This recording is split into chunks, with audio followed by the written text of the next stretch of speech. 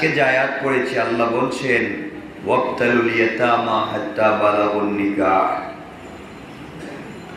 তোমরা এতিমদের প্রতি বিশেষ নজর রাখো। কার প্রতি? কার প্রতি? এতিমকে যার বাপ নাই।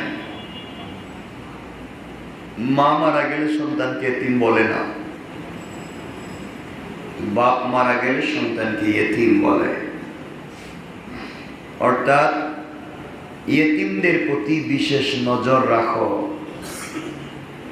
যে পর্যন্ত না তারা বিয়ের বয়সে পৌঁছে। বিয়ের বয়সে পৌঁছার আগ পর্যন্ত এতিমদের ব্যাপারে নজর রাখো। কার হুকুম? বলে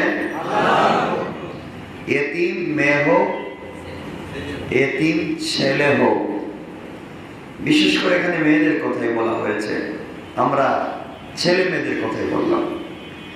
এতিম মেয়ে হোক, এতিম ছেলে হোক, তারা বিয়ের বয়সে পৌঁছার আগ পর্যন্ত তাদের প্রতি বিশেষ নজর রাখো, তাদের প্রতি বিশেষ খেয়াল রাখো, তাদের সম্পদের হেফাজত করো, তাদেরকে বড় হতে সহযোগিতা করো, তাদেরকে মানসিকভাবে সাপোর্ট দাও।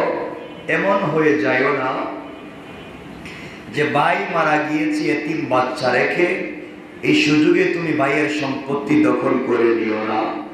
বোন মারা গিয়েছে, সবাই মারা গিয়েছে এতিম বাচ্চা রেখে, এর অর্থ বোনের সম্পত্তি দখল করে নিও না। অর্থ দাঁড়ালো এতিম যখন এতিমই হয়, তার পিতা যখন মারা যান তখন সন্তানকে বড় হতে সহযোগিতা করো, মানসিক চাপ কমাবার সহযোগিতা করো এবং তাদের প্রতি বিশেষ নজর রাখো যতক্ষণ পর্যন্ত না তারা বিয়ের বয়সে পৌঁছে যায়। কি বয়সে? বিয়ের বয়স তো বুঝেন কত বছর? হ্যাঁ, কেউ এক একটা এক একজন বলে। বিয়ের বয়স কত? 18 বছর। কে বলছে?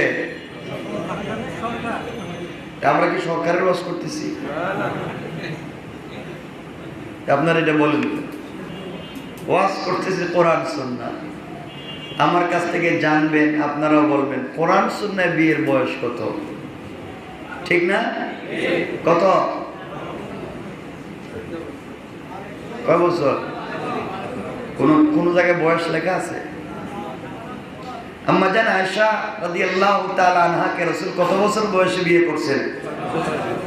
কই, ওর তো 18 বছর হইল না। নবীজি বিয়ে করে কি ভুল করছেন?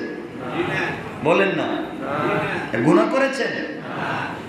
তিনি করতে পারেন, অন্যায় করতে পারেন, নবীজি গুনাহ করতে পারেন? মাশাআল্লাহ, মাসুম। ছেলেদের বয়স হচ্ছে যখন সে বালেগ হয়ে যায়, যখন সে বালেগ হয়ে যায়। প্রাপ্তবয়স্ক হয় যখন তার মধ্যে যৌবনের আকাঙ্ক্ষা তৈরি হয়, এটা জয় বছরে শুরু হয়, সেই বছরে সে বালেগ, সেই সময় সে বিয়ের উপযুক্ত। এখন 2 বছরে হোক আর 12 বছরে হোক। আমি বুঝাইতে পারলাম? আমার কথা মনে বুঝতে পারেন না আপনারা? আনুমানিক বাংলাদেশের বাচ্চারা মোটামুটি 10-12 বছর। ইসলাম বোঝাতে চাচ্ছে যখন তারা এই বয়সে পৌঁছে যায়। আর মেয়েদের প্রাপ্তবয়স্ক হওয়ার বয়স হচ্ছে যেদিন তার প্রথম ঋতুস্রাব হয়, এদিন থেকে সে বয়স্ক, মানে তার পূর্ণাঙ্গ বয়সে পৌঁছে গিয়েছে। তো আল্লাহ বোঝাতে চাইলেন এতিমদের প্রতি বিশেষ নজর রাখো যতক্ষণ পর্যন্ত না তারা বিয়ের বয়সে পৌঁছে যায়।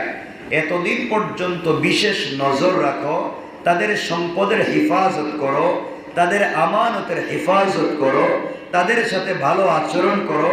আর এই বয়সে পৌঁছে গেলে তাদের সম্পত্তি তাদের কাছে পৌঁছে দাও। ঠিক আছে তো? বলেন ইনশাআল্লাহ, বলেন। না এতিমের সম্পত্তি দখল করবেন?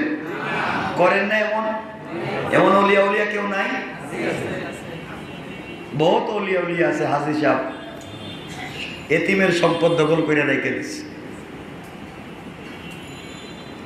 খুব মনোযোগ দিবেন, বেশি কথা বলবো না আজকে।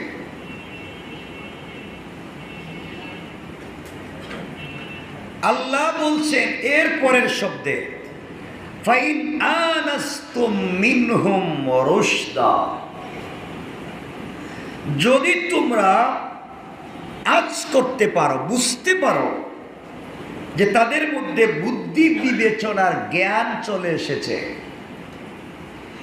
মেয়েদের মধ্যে অথবা ছেলেদের মধ্যে যদি তোমরা বুঝতে পারো তাদের বুদ্ধি বিবেচনার জ্ঞান পৌঁছে গিয়েছে, বুদ্ধি বিবেচনার বয়স পর্যন্ত পৌঁছে গিয়েছে, তবে তাদের সম্পদ তাদের হাতে অর্পণ করে দাও। বুঝেনি বললাম? যখন বুঝতে পারো সন্তান এই বাচ্চাটা বুদ্ধি বিবেচনার বয়সে পৌঁছে গিয়েছে, তাইলে তার সম্পত্তি তার হাতে অর্পণ করে দাও। এতিমের মাল প্রয়োজনের অতিরিক্ত খরচ করো না, তারা বড় হয়ে যাবে মনে করে তাড়াতাড়ি খেয়ে ফেলো না। বুঝতে পারি না? এতিম বাতিজা বড় হয়ে যাচ্ছে, বড় হয়ে গেলে সম্পত্তি দাবি করবে, এর আগে আগে সব বিক্রি করে দাও, এর আগে আগে সব খেয়ে ফেলো, এর আগে আগে সব মালিকানা নিয়ে নাও। এই চিন্তা করা হারাম। বলেন চিন্তা করা? সবাই বললেন না? আছে না এগুলো সমাজে? বাতিজা বড় হয়ে যাইতেছে, ভাই মারা গেছে, মেয়ের আইকা গেছে, ভাতিজি বড় হয়ে গেল, বিয়ে দেওয়া লাগবে, ওর সম্পত্তি তো ওর মেয়ের জামাই পেয়ে যাবে, এর আগে আগে যা পারো খায়া ফেলাও, যা পারো বিক্রি করে দাও, যা পারো দখল করে নাও। ঠিক না? ঠিক কি তা? এটা করবেন? এগুলা অন্যায়। এগুলা কি? সবাই বলেন এগুলা অন্যায়। আমরা এগুলো করবো না। আমাকে বলেন তো, গ্রামগঞ্জে ঢাকা শহরে এমন লোক কি আছে যে এতিমের সম্পত্তি দখল করছে? আপনাদের জানা মতে নাই? আমার জানা মতে আছে। আমি এমন বহুত কুতুবের নাম জানি। কুতুব কইলাম, কুতুব। এমন বহুত ওলিয়া উলিয়ার নাম জানি যারা এতিমের সম্পত্তি দখল করে খাচ্ছে। বহুত ওলিয়া উলিয়ার নাম জানি যারা এতিমকে ঠকিয়ে সম্পত্তি দখল করে খাচ্ছে, এতিমের সম্পত্তি বুয়া দলিল বানাইয়া খাচ্ছে, এতিমের বাড়ি দখল করে রেখে দিয়েছে, পিটাইয়া জোর জবরদস্তি করে এতিমের সম্পত্তি দখল করে নিয়েছে। এমন মানুষ সমাজে নাই? আচ্ছা, অনেক লোক আছে এতিম মেয়ে খুব ভালো মানুষ দেখাচ্ছে, মেয়েটাকে বিয়ে করে নিবে, মেয়েটাকে নিজের ছেলের জন্য বিয়ে করাইয়া নিবে। আসলে মেয়েটার প্রতি তার কোনো আকর্ষণ নেই, আকর্ষণ হচ্ছে মেয়ের সম্পত্তির প্রতি। এমন লোক নাই? আচ্ছা,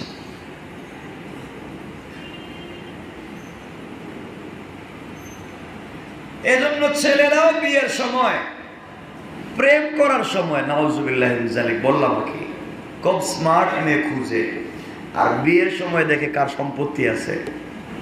কথা বলেন না কেন? আসতে বললেন কেন? এগুলা করেন নাই কেউ? আর মেয়েরাও দেখবেন হারাম রিলেশনের জন্য আসমানের চাঁদ খুঁজে, আর বিয়ের সময় কালো বিড়াল লইলেই চলবো যদি তার সম্পত্তি ঠিক থাকে। কথা বলেন না কেন? সবগুলোই হারাম কাজ, অন্যায় কাজ, অনুচিত কাজ। আমরা যা করব ভেবে চিন্তে করব, হালাল পথে করব, আমানতের খেয়ানত করব না, আমরা কাউকে ঠকাবো না, ইনশাআল্লাহ। বলেন ইনশাআল্লাহ। আসেনি এখানে কারো নিয়ত আসেনি যে কাউকে ঠকানোর নিয়ত আছে?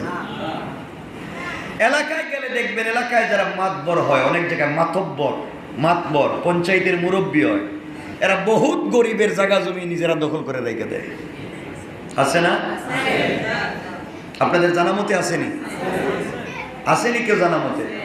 আমার জানা মতে আছে, আমি রাজ সাক্ষী। ইনশাআল্লাহ যারা এই সমস্ত করে আমি জানি অবশ্যই কিয়ামতের দিন রবকে সব বলে দেব, রব ও আমানতের খেয়ানত করেছে, ও এতিমের সম্পত্তি আমার চোখের সামনে দখল করেছে, ও হারাম ভাবে আরেকজন বিধবার সম্পত্তি দখল করেছে, ও হারাম ভাবে আরেকজনের রাস্তা বন্ধ করেছে, ও হারাম ভাবে একজনের সম্পত্তি ভুয়া দলিল করেছে। আপনারা বলেন আর না বলেন, আমি জানি, আমি বলে দেব।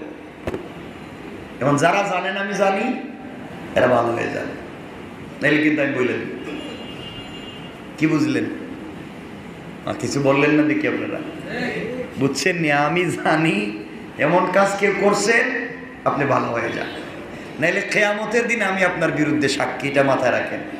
এবং ওয়াজ থেকে যাওয়ার পরে চিন্তা করবেন, হুজুরের গুম করা যায় কেমনে? গুম করেন আর যাই করেন, কিয়ামতের দিন তো আমার গুম করা যাবে না। একথা বলেন না কেন? দুনিয়ায় হয়তো আমার গুম করতে পারেন, কিয়ামতের দিন পারবেন নি। তাহলে ওই দিন তো সাক্ষী দিব। সাক্ষী কোন দিন? সবাই বললেন না কোন দিন? ওদিন কিন্তু সাক্ষী দিব। কিতা করছেন নি এগুলা কিছু দেখেন কিন্তু। আব্দুল্লাহ কি আসেনি? এগুলা নাই।